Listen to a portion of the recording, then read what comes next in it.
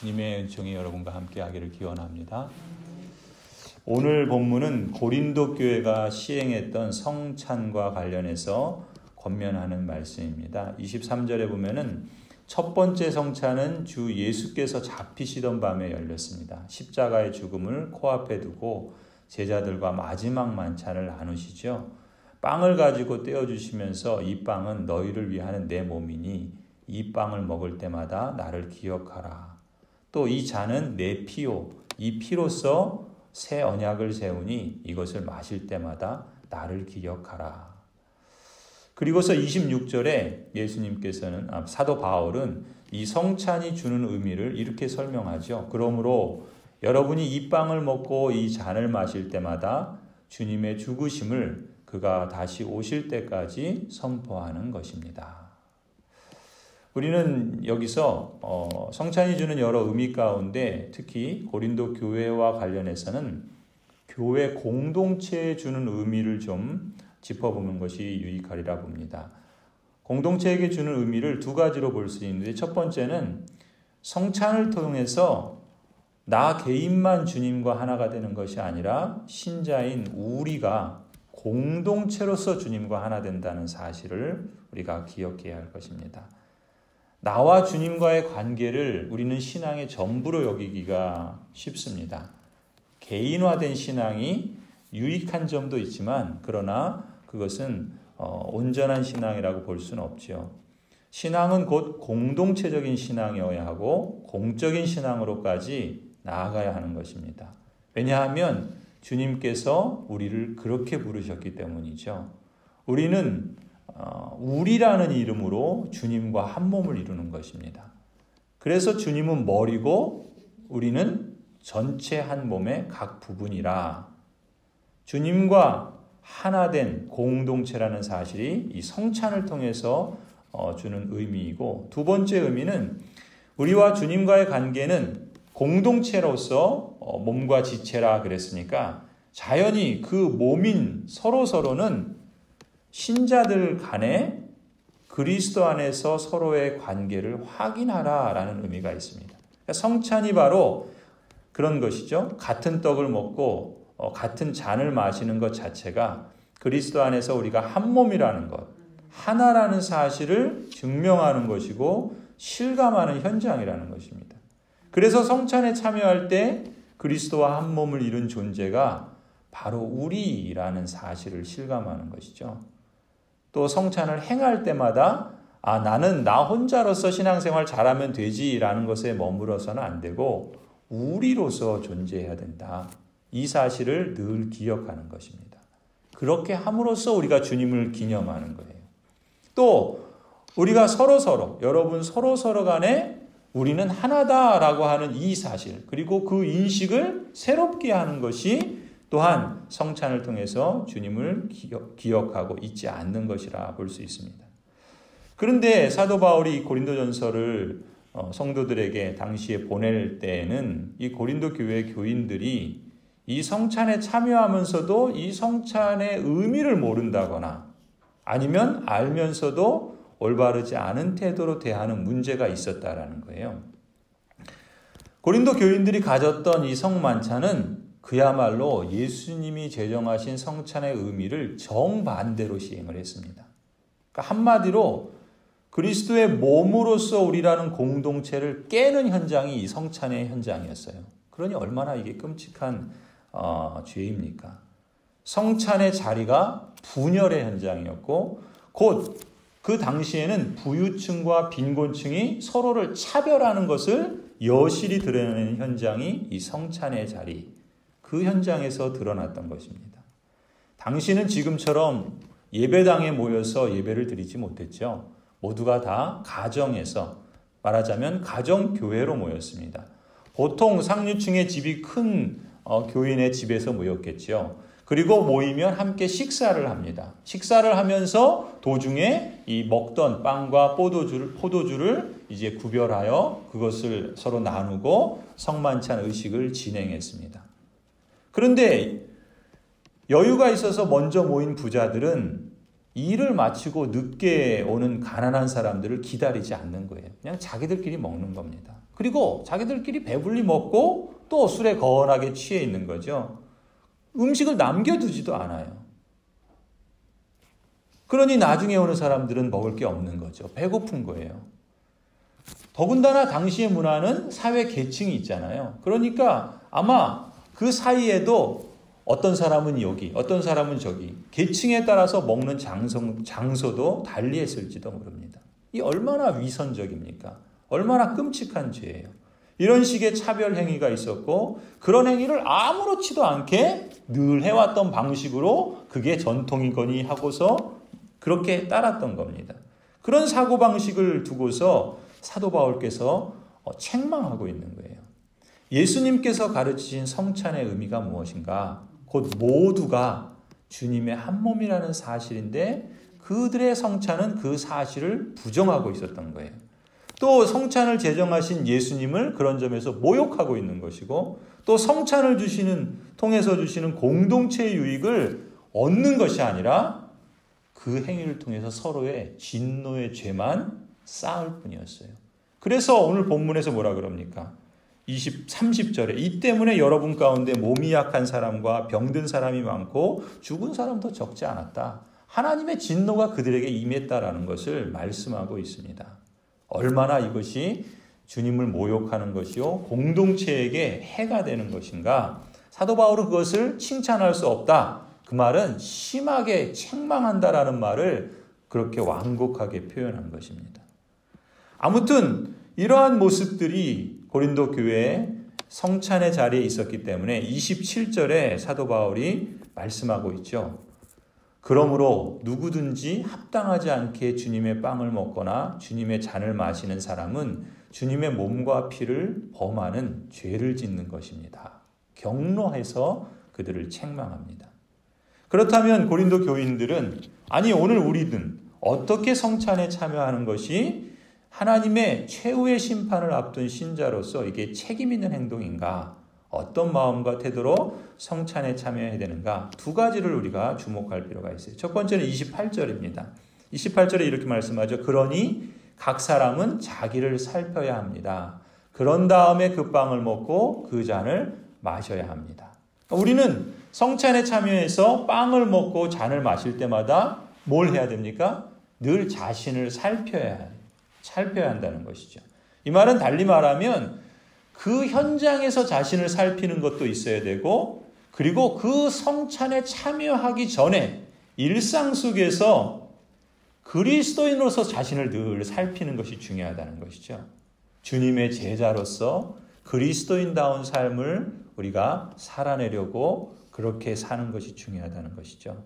신자로서 일상생활에서 살아야 할 경건한 삶에 대해서 또 우리가 살아가는 일상 속에서 어떤 일이든지 주님께 하듯 주님을 섬기는 자로 그렇게 삶을 살아가는 것, 그런 삶에 있어서 합당하지 않은 태도나 또 그렇지 않은 모습들을 돌아보고 또 자신을 살피는 것입니다.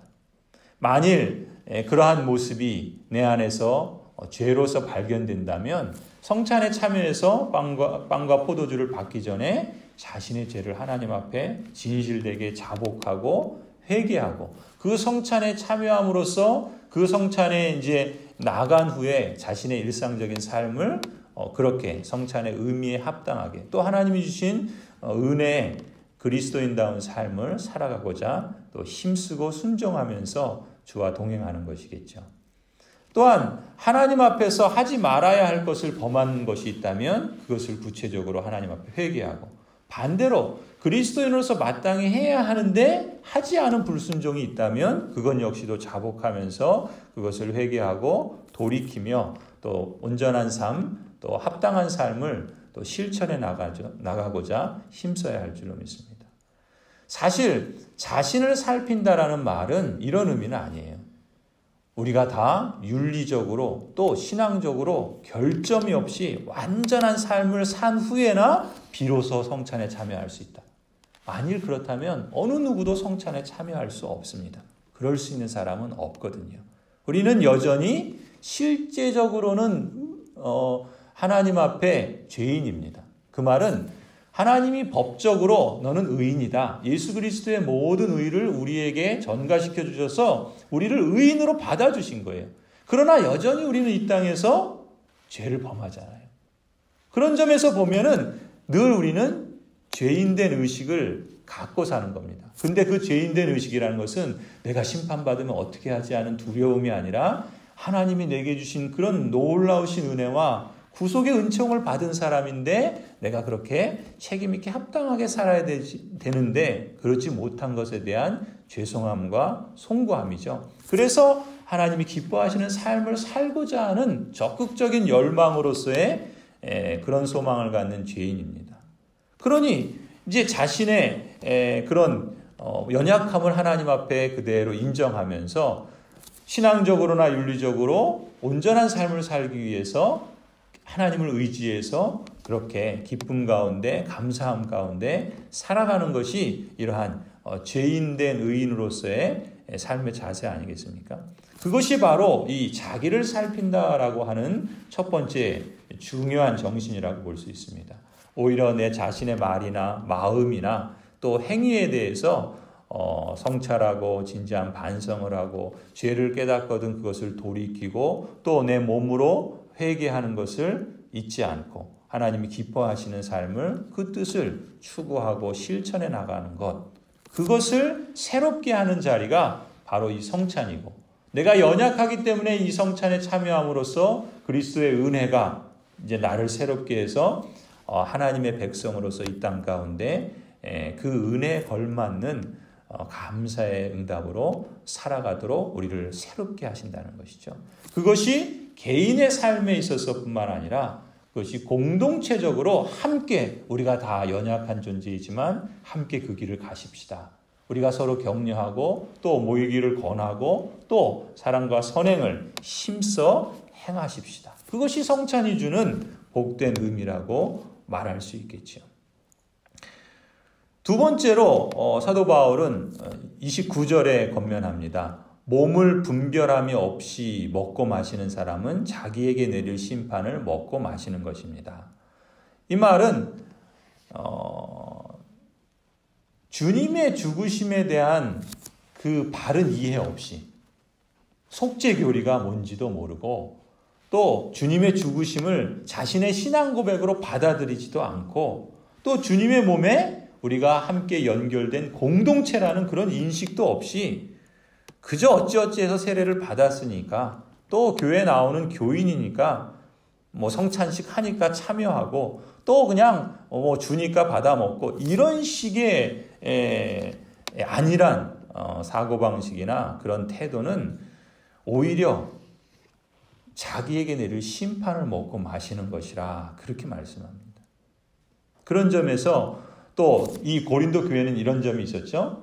주님의 몸에 연결된 한 공동체라는 인식을 갖지 않고 그 말은 부자든 가난하든 지위가 높든 낮든 서로가 다 한 몸이고 그런 점에서 서로를 그리스도 안에서 존중히 여길 존재라는 그런 마음 없이 그 성찬에 참여했던 것이죠. 그래서 우리가 여기서 분명히 해야 할 점은 성찬에 참여해서 빵을 먹고 잔을 마시는 사람은 누구나 주님의 죽으심에 대한 바른 이해가 있어야 합니다. 그리고 그것을 받아들이고 믿는 자신의 신앙 고백이 있어야 합니다. 그래서 사실 개혁교회에서는 성찬을 하기 전에 신방을 해요. 신방을 해서 신방을 하는 게 다른 신방을 하는 것이 아니라 성도가 하나님의 선포된 말씀을 따라서 잘 살고 있는지 아닌지 그것을 분별하고 그래서 성찬을 받기에 합당한지 아닌지를 알아보기 위해서 신방을 했습니다. 그러니까 우리 한국교회에서는 그러한 점들이 많이 좀 소개되지 못하고 그런 실천들이 잘 이루어지지 않았는데 그래서 장로님들의 중요한 역할이 성도들의 신앙을 돌아보는 신방인 거예요. 그래서 성도들이 다른 것이 아니라 선포된 말씀을 따라서 잘 성실하게 잘 살아가고 있는지 그래서 성찬을 시행한다라고 광고를 하면 그 전에 신방을 합니다. 그래서 성찬에도 아무나 다 참여하도록 하지 않습니다.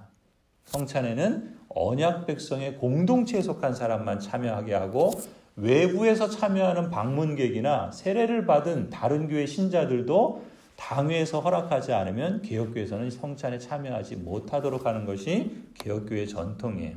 우리는 한국교회는 그렇게 되게 하지 않아서 모든 세례 받은 사람들이 다 참여하게 되고, 그래서 좋은 점도 있지만 사실은 성찬의 의미를 모르고 또 공동체라는 의식도 없이 그저 그냥 주니까 먹고 그게 좋을 것이라 생각하고 참여하는 경우도 없지 않습니다. 그러나 그것은 우리가 이제 교정해 가고 이 성찬을 통해서 주시는 놀라운 하나님의 은혜가 있잖아요. 그 은혜를 우리가 더욱더 누릴 수 있도록 힘써야 하는데, 바로 이런 점에서 중요한 것은 뭡니까? 신앙 고백인 거예요. 그리고 그 신앙의 고백이 근거가 되는 주님의 그 죽으심에 대한 바른 이해가 있어야 됩니다. 나의 죄를 대속하기 위해서 예수님이 찢기셨잖아요. 죽으셨단 말이죠. 피를 흘리셔서 십자가에서 죽으셨다는 사실을 마음으로 믿고 입으로 시인하는 거죠. 그러한 사람은 빵을 먹으며 잔을 마실 때마다 다시금 새 언약의 은혜를 기억하며 떠올립니다. 새 언약의 은혜는 뭡니까? 예수님께서 새 언약의 계명을 주시죠. 서로 사랑하라. 하나님을 사랑하고 이웃을 사랑하라. 사랑의 이중 계명을 새 언약의 계명으로 주시거든요. 그럼 우리가 성찬에 참여할 때 내가 빵을 먹고 잔을 마시면서 우리가 새 언약의 공동체로서 하나님을 사랑하는 걸 힘쓰고 서로 사랑하는 걸 힘써야 된다. 이것을 확인하고 실감하는 자리가 성찬인데, 고린도 교회는 오히려 그 자리에서 서로를 차별하고 또 서로에 대해서 오히려 분열하는 모습을 보였으니 이것이 부끄러운 모습이었던 것이죠. 한 몸 공동체로서 우리가 함께 하나님의 나라를 유업으로 얻게 되고 또 그것을 함께 누리고 또 함께 증거하는 복된 공동체임을 기억하고 지키고 힘쓰고 함께 감사하고 경축하는 자리가 바로 성찬의 자리인 거예요. 그렇게 보면은 성찬은 참으로 놀라운 은혜입니다. 이 땅에서 하늘에 계시는 그리스도를 만나는 자리예요. 성찬은 하나님의 구원의 능력이 영원한 미래에만 있을 것이 아니라 지금 이 우리의 삶의 현장에서 이루어지고 있다는 것을 체험하는 자리가 성찬의 자리입니다. 그래서 우리가 빵을 먹고 잔을 마실 때마다 예수님의 죽으심을 통한 대속의 은혜, 그로 말미암은 한없는 그 사랑을 공동체가 함께 실감하는 것이죠.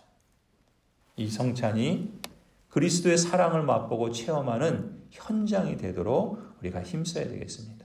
또 우리가 한몸된 공동체를 이루고 확대함으로써 성찬에 참여할 때 더욱더 기쁨과 감사의 현장이 되도록 힘써야 할 줄로 믿습니다. 그래서 성찬을 제정하신 우리 주님의 뜻과 하나님의 영광을 드러내고 찬양하는 우리 교회 공동체가 되기를 간절히 축원합니다. 기도하시겠습니다.